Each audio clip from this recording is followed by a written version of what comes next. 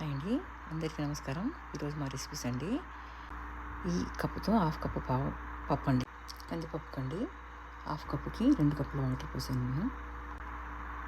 ఇంకా రైస్ కండి, ఇదే కప్పుతో 3 కప్పుల రైసు, 6 కప్పుల వాటర్ పోసి కుక్కర్లో పెట్టేస్తానండి.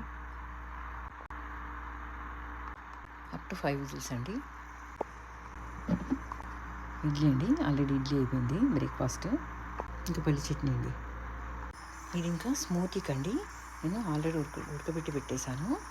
రాగి పిండి 1 స్పూన్ రాగిపిండి, 1 స్పూన్ సాబుదానా, రెండు ఒక 6 అవర్స్ 8 అవర్స్ నానబెట్టేసి ఆ తర్వాత ఉడికించుకోవడమేనండి. మనం ఇలా స్మూతీకైనా వాడుకోవచ్చు, రాగి వడలకైనా వాడుకోవచ్చు, దేనికైనానండి. ఇలాగే ఉప్పు సాల్ట్ వేసుకొని తినొచ్చు, వెజిటేబుల్స్ అవి వేసుకొని తినొచ్చు సలాడ్ లాగా. ఇంకా బీన్స్ కర్రీ అండి, ఇంకా పాలకూర కర్రీ. ఇంకా ముందుగా స్మూతీకి అండి అరటిపళ్ళు అండి.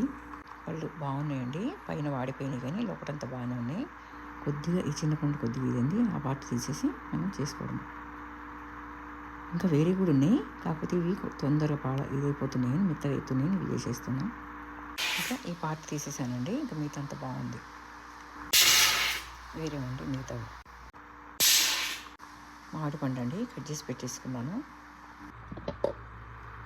ఇంకా బ్రేక్ఫాస్ట్ అండి నాది.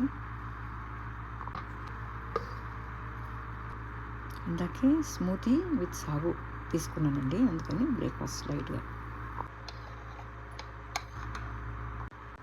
ఇంకా నిన్నటి పప్పుచారండి, దీన్ని కొద్దిగా సాంబార్లో వేడి చేసుకుంటే ఇడ్లీలోకి బాగుంటుంది. కొద్దిగా హింగ్, పల్లి చట్నీ పైన ఇలా వెల్లుల్లి కారం చల్లుకుంటే ఇంకా టేస్ట్గా ఉంటుందండి, దోశకు కానీ ఇడ్లీకి కానీ. ఇంతలోపు పల్లి చట్నీతో తినేద్దాం.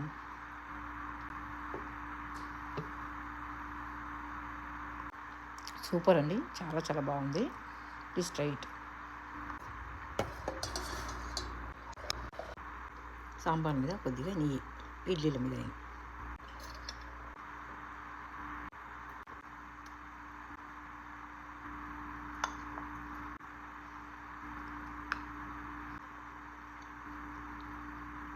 ఇలా తీసుకుంటే ఎంతో రుచిగా టేస్టీగా ఉంటుంది. చాలా చాలా బాగుందండి పప్పుచారు. నిన్నటిదైనా కూడా మనం వేస్ట్ చేయకుండా ఇలా వాడుకోవాలి, ఇడ్లీలోకి, దోశల్లోకి, వడల్లోకి. సూపర్ టేస్ట్ అండి, ప్లీజ్ ట్రై ఇట్ అండి. ఇంకా స్మూతీ అండి, మార్నింగ్ చేసింది.